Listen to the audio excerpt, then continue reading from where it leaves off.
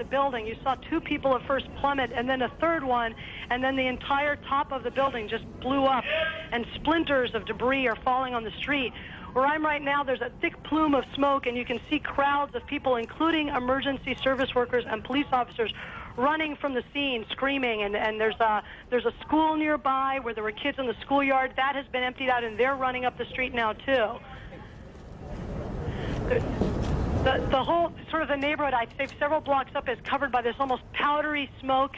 Little tiny pieces of building you can see just floating in the wind around it. It's almost like a huge cloud had kind of enveloped that part of lower Manhattan.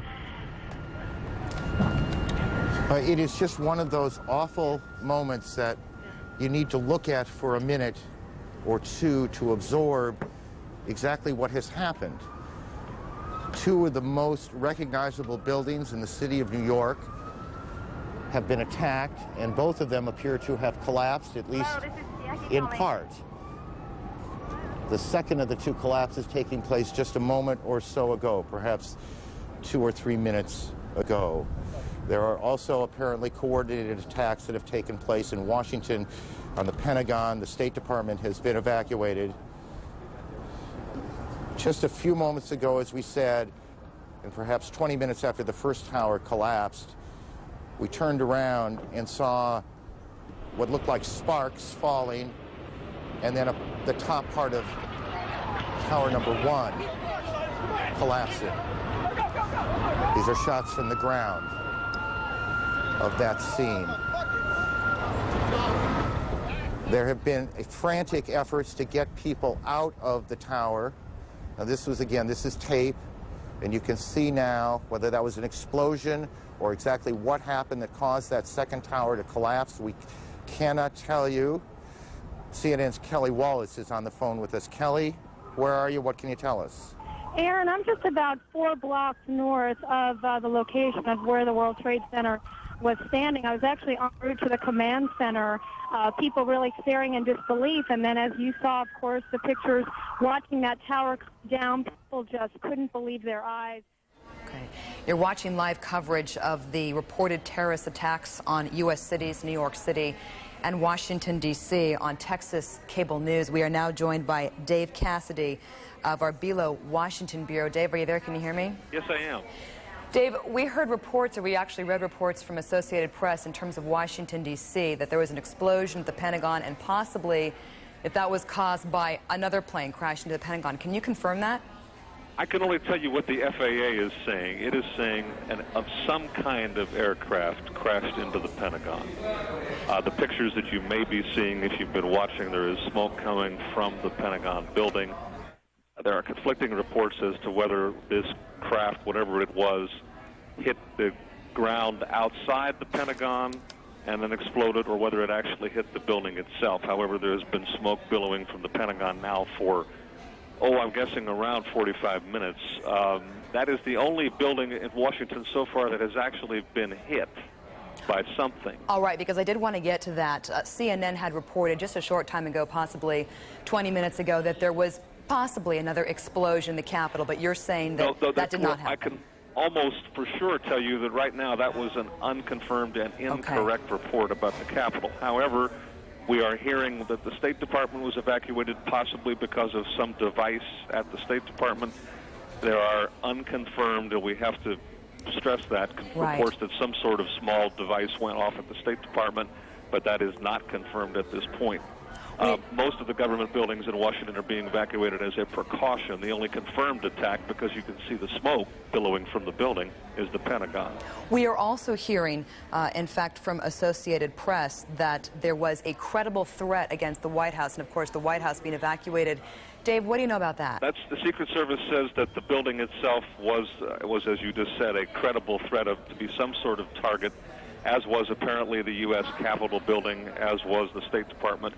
So most of the familiar government buildings, the Treasury building next door to the White House, the ones that aren't being officially ordered to evacuate are probably being unofficially ordered. The streets outside our building here are full of cars that aren't moving, people who are on foot.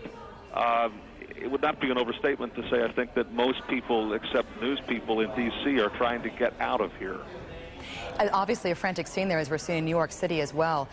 Can you tell us anything about injuries from the explosion at the Pentagon? There are no confirmed reports of injuries at the Pentagon.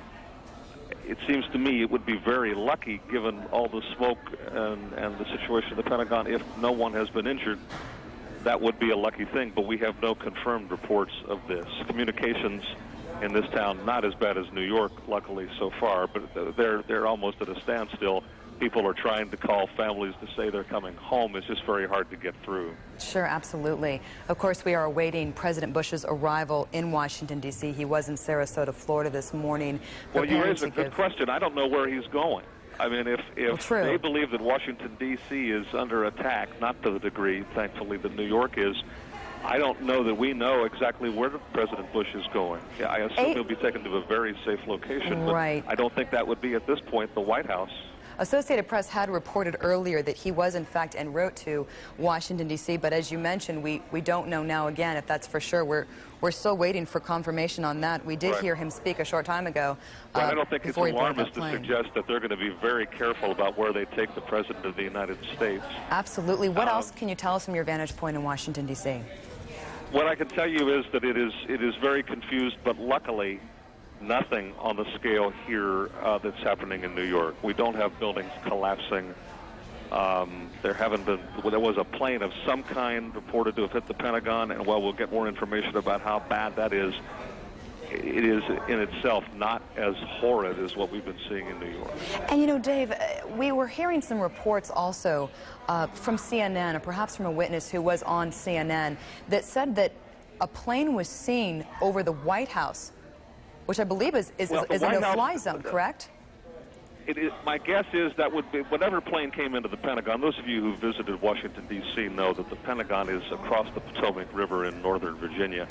But it's only maybe a mile from the White House. I mean, it's not physically that far away. If some kamikaze-style pilot were flying low enough to hit the Pentagon, and did, that plane would have crossed, or could have crossed, over areas near the White House, because it's not that far from the White House to the Pentagon. Of course, during extreme times such as this, when details are pouring in, it is hard to sometimes sort through them, and at times there can be a lot of speculation. But Dave, we certainly appreciate your spending time with us today. Real quick, I'm told by one of our people here from the Dallas Morning News that that is a confirmed car bomb at the State Department. We have no word about injury, but the Morning News is saying there was some sort of car bomb. Now that, again, pales in comparison to what's been happening in other places, but there's been some sort of explosion, however minor, at the State Department. At the State Department, which has been evacuated, correct? Along with virtually every government building here. Okay. Dave, thank you very much for joining us this morning. Be careful. Thank you. You too. We have Jim Hollifield on the line now. Yes. From Tower Center for Political Studies. Jim, what can you tell us about this situation here? Well, I'm sorry to say that I can't tell you all that much, because like everyone else, I just heard about it this morning. But the thing I would stress, I hate to sound like a civil defense official, but clearly we all need to remain calm. It will take at least a matter of days probably to sort out exactly what has happened here. But I don't think there's any doubt that we're in the midst of the largest, most serious attack on the homeland of the United States since the Civil War. It would be since the Civil War that we've seen this kind of destruction in the United States itself. Yes. Oh, hi, Dave. Okay, I can still hear you. You've got... All right. All right.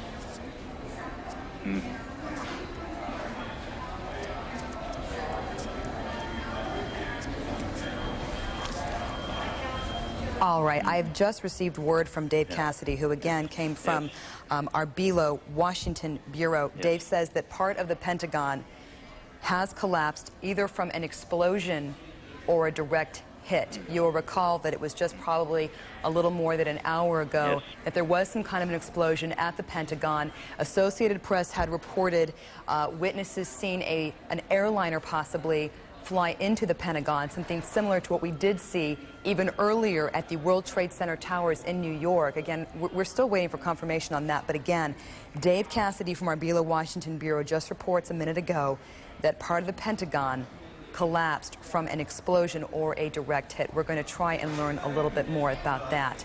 Obviously, just an incredibly horrific sequence of events in what President Bush has confirmed are terrorist attacks on American cities, New York City, and of course Washington, D.C. We are seeing that airports have been shut down nationwide.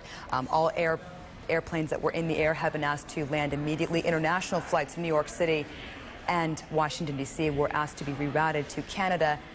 Jim, where do we go from here as we try to, obviously very frantic right now as we try and get together and figure out what the next step is?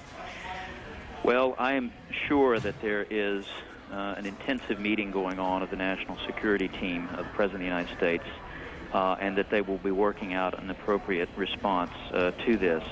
And again, I stress that it may take some time to do that. We're not going to see instantaneous action. I think the action that must be taken now is exactly what the civil defense authorities in the United States are doing, which is to try to shut everything down, secure as much of the country, anything that might be a target, and try to get people to remain as calm as they possibly can. Well, that's a good, a good point to bring up, because right now, as we are watching these incredible images, on the air, I think a lot of us are worried possibly about loved ones who may have been flying. Of course, we have a World Trade Center here in Dallas, possibly worried about that. What security measures can be taken, and what security measures will be taken for the president as he heads back, who knows, to Washington, D.C., maybe who knows where he's heading back to now at this point? Well, I'm sure he's going to be in a very, very secure place. I can't obviously tell you where that's going to be. But for a day, or at least for a morning, the United States has been at war. The problem, and we haven't experienced this on our homeland, as I said, for many, many years, well over 100 years. So this is going to be a new and very frightening experience for many, many Americans. And the problem, of course, is this is not a conventional war. I mean, this is not a war where we can clearly see the people who are attacking us, where we can clearly see the state or the government that is behind this. It will be very hard to identify exactly who these people are. And of course, there may be many groups around the world that would immediately want to claim responsibility for this, hoping or wishing that they could take credit for it. So we're not going to be able to strike out blindly. I know that that's going to be an enormous temptation. Sure. But it's one that we will have to avoid. Absolutely, and what we were hearing earlier today, reading on Associated Press, was that the FBI did not receive any kind of a warning about these reported terrorist attacks, that there is no significance to the date today, September 11th. Yep. Of course, during extreme situations like this, as we are getting new details in literally every minute, it is tough because we don't want to speculate too much. Right. There was some speculation, though, and I've got to mention it, that Osama bin Laden's name was thrown out there, at least on CNN. Well, of course, his name would be one of the first ones to come up, because we have clearly been engaged in a subterranean clandestine war with him. Whether his operation is capable of mounting something this sophisticated and this coordinated, I really don't know. But clearly, whoever was behind this, this took enormous planning. Very sophisticated, very coordinated attack. Yes, so I mean, we're not dealing with amateurs. I think that's quite clear. And unfortunately, it shows just how vulnerable the United States homeland is to attacks of this sort. Exactly. Thank God that we have not seen a small nuclear weapon exploded somewhere. Okay. And Jim, I'd like to mention on that note, here in Texas, we do have vehicles that have been posted out, DPS vehicles posted outside the Texas Capitol, of course, in Austin. Yes. It appears that Governor Rick Perry has canceled all of his travel plans. We are still, though, waiting for him to comment. Of course, security measures are being taken in Texas as well. Back east, we do know that troopers are heightening security because of the attacks there. We certainly thank you for your time today and your insights. Thank you, Jim Hollyfield.